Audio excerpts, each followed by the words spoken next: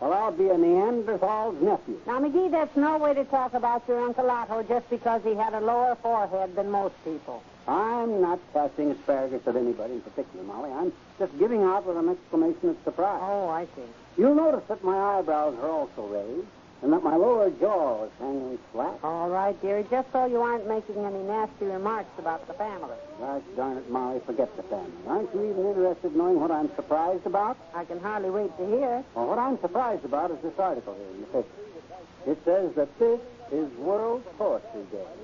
Well, that's the most shocking thing I've heard since Mrs. Stoops called this morning to say that little Willie has the sniffles. Now, if that's supposed to be a humorous comment, it's pretty darn far out of place.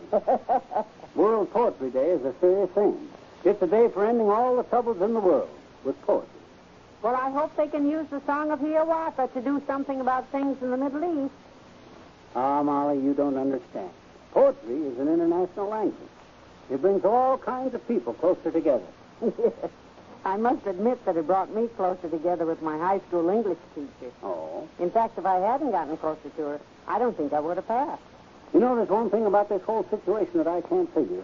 They must be doing something right here in Wistful Vista to celebrate World Poetry Day, and I can't imagine why they didn't call on me to help with the arrangement.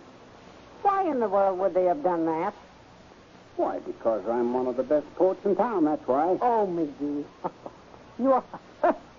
Why, you never wrote a line of poetry in your life. Why, I most absurdly did so, too. You surely couldn't have forgotten how active I was in the Peoria Literary Society and Tuesday evening Buck Euchre Club. I never even heard of such an organization. That's because you didn't travel with the same cultured crowd that I did. Oh, come on. But believe me, I turned in some of the best poems that society ever had. Everybody who ever read them said that I was just the type to become a writer. Typewriter McGee, I was known as in them days. Oh, you would. Typewriter McGee, the towering titan of treasured and timely treatises, touted for my terrific talent from the tropical terrain of Tanganyika to the 40 towns of Tasmania, taking time to translate my topical tomes into 10 or 12 tongues and transmitting my tidy truisms by television, telephone, Tabe-O, and Tom-Tom. Well, I still find it hard to believe that you were ever a poet, though, McGee. Well, I was. And a plenty good one, too. I showed some of my poems to the editor of a big literary magazine one time. And would you like to know what he said about them? I suppose so, providing it doesn't involve the use of profanity. Far from it. He said I had the rhyme pattern of a Longfellow, the rhyme scheme of a Wordsworth, and the feeling of a Shakespeare. He did? Yep. Well, why didn't this editor publish any of your poems then? Well, you must know, he also said that I had the language problems of a Yugoslavian immigrant and the spelling of an Australian bushman. Oh, McGee, you've been pacing like that for hours. If you want some exercise, walking around the block would be a lot better for you than walking around the dining room table. I'm not pacing for health purposes, Molly. I'm trying to get an idea for a poem. Well, I would ask why, but I'm sure that a question like that would only lead to complications. Actually, the reason is very simple.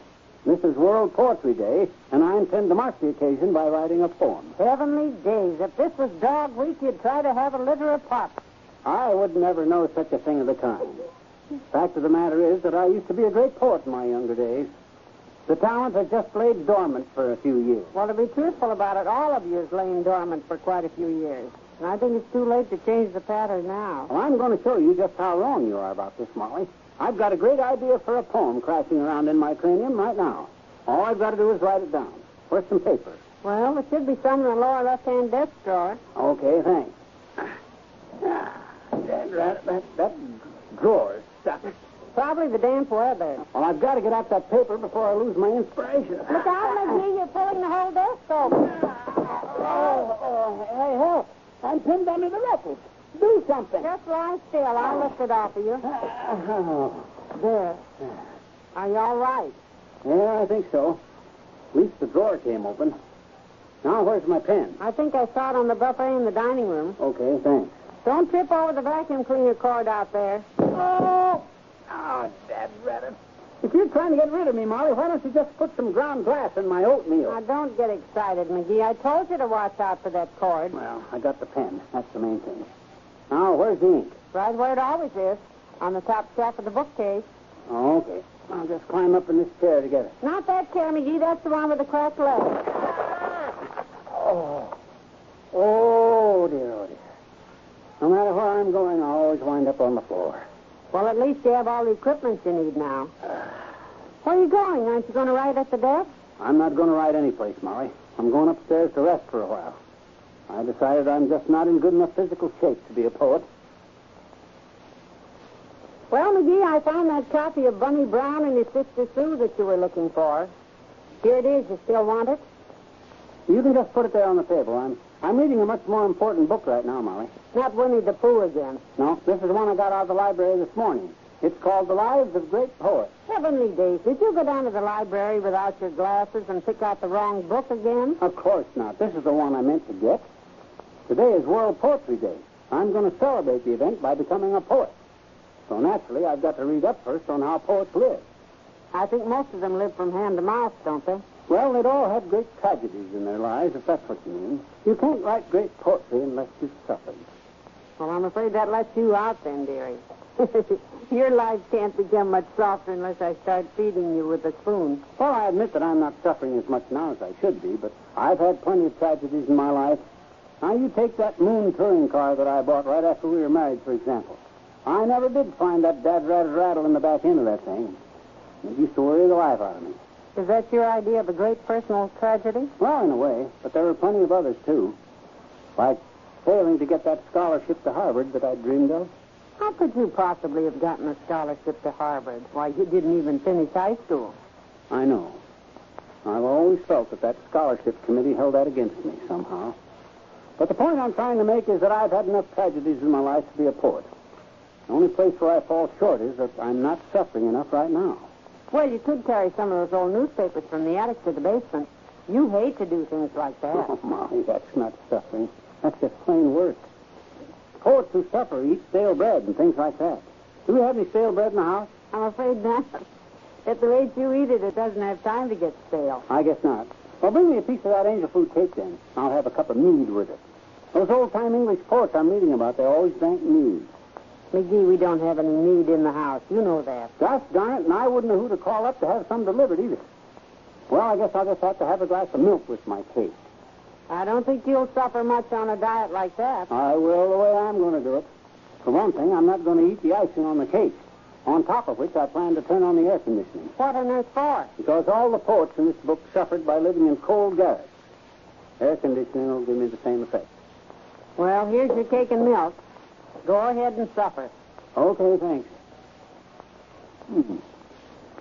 That's strange. What is? Here I am, suffering to beat the band, and I still can't seem to get a single idea for a poem. McGee, you have a very strange expression on your face. You better go take some bicarbonate. Oh, my trouble's not in the gastroinfinitesimal tract, Molly. I'm just worried on account of because I'm not doing anything for World Poetry Day. I just got to get together with some other great poet and give him a chance to understand me. Well, I'm afraid that understanding you is more than a one-day-a-year project. In addition to which, I don't think there are any poets in Wistful Vista that you can get together with. In that case, I'll call one up from out of town. Somebody like Longfellow. He's always been a favorite of mine. McGee, you can't call Longfellow. He's dead. Oh, no, he isn't. You're thinking of Omar Khayyam. He's the one that's dead. Let me get to the phone there. I still don't think they have telephones where Longfellow is. Why, sure they do. He lives in Boston. They even got television there now. Hello? Long distance? I want to place a collect call to Henry Wadsworth Longfellow in Boston. I haven't got his number, but you'll find him in the yellow pages under poets. I'd hate to work for the phone company. They have to deal with so many cranks. Oh, I don't happen to be one of them. Old Hank will be sick of the... Hello? Hello, Henry? This is Fibber McGee calling from Wistful Vista. You don't know me, but I'm a kind of a poet myself. And I just wanted to wish you a happy World Poetry Day. Of course I'm not. I never touched the stuff. Incidentally, Hank, are you working on any new stuff? I thought that little thing about Hiawatha you did was real nice. Well, I don't know. This is the number they gave me. Aren't you Henry Wadsworth Longfellow, the poet? Oh, well, I'm sorry. No, I'm not sorry enough to pay the charges on the call. I'm just sorry. Goodbye. What was wrong? They must have put me through to the wrong Henry Wadsworth Longfellow. This bird works for the Boston Sanitation Department. I had a feeling you wouldn't be able to get through to the right one. Well, I shouldn't be calling up American poets anyway. Poetry Day is supposed to promote world understanding. I'm going to try that Japanese poet, Togo Kugawa. Oh, heavenly days, McGee. A call to Japan will cost a fortune. Oh, he won't mind paying for it. He's got... Hello, long distance? I want to call collect to Togo Kugawa in Tokyo, Japan. Sure, I'll hold the phone. Oh, the moon, sun, tonight, sun, pretty... hello! Hello, Togo! This is the great American poet, Fibber McGee speaking. Happy World Poetry Day.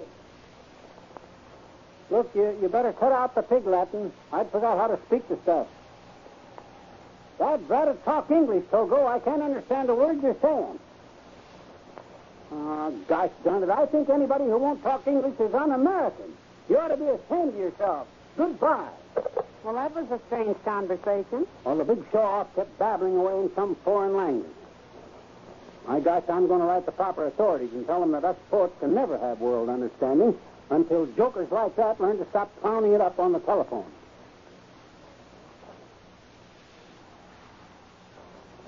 Aren't you almost ready to come to bed, McGee? It's after 11 o'clock. Pretty soon. I got something I got to finish up here for it, Jane. What is it? It's a poem I'm writing. Oh, McGee, you couldn't actually be writing a poem. I couldn't? Well, could you? I think that's what I'm doing. It's just like the Road to Mandalay, except that the words are different. And that fellow Mudyard Stripling always went around telling people that the Road to Mandalay was a poem. Well, whatever it is you're writing, can't you finish it in the morning? Absolutely not. Today is World Poetry Day, and if I wait until in the morning, it'll be tomorrow. That means it won't be World Poetry Day anymore. Naturally, I got to finish it tonight. Naturally. I'm writing an ode. I see. I was going to write a sonnet, but I don't want Shakespeare to think I'm crowding in on his say-so, so I'm writing an ode instead. That's nice. Well, if you just stop talking now so I could get the thing finished. All right, Jerry. I'll keep quiet. Good. Poets got to have quiet so they can concentrate. Don't you want to know what it's ode to? No, I don't believe so. Yeah, it's ode to a bird. I see. Now, just pipe down, Molly, so that I can finish it, will you? All right. Mm-hmm. Now, let's see. What rhymes with sparrow? Bone marrow, wheelbarrow, crank barrel. Oh, that's not good. Oh, I got it. Sparrow. That's the word you started with. Oh, yeah. Well, I'll change it to a blue jay. Lots of stuff rhymes with that. As a matter of fact, I seem to be finished. You want to hear it, Molly? Well, I don't have any real hopes of escaping, so go ahead. It's called Ode to a Bird. This is it. I think that I have never heard a thing that twitters like a bird. A dog may bark, a sheep may bleat, but only birds can give a tweet. A cow may grow the finest leather, but birds monopolize the feather. I like the song of wren or auk much better than a person's talk.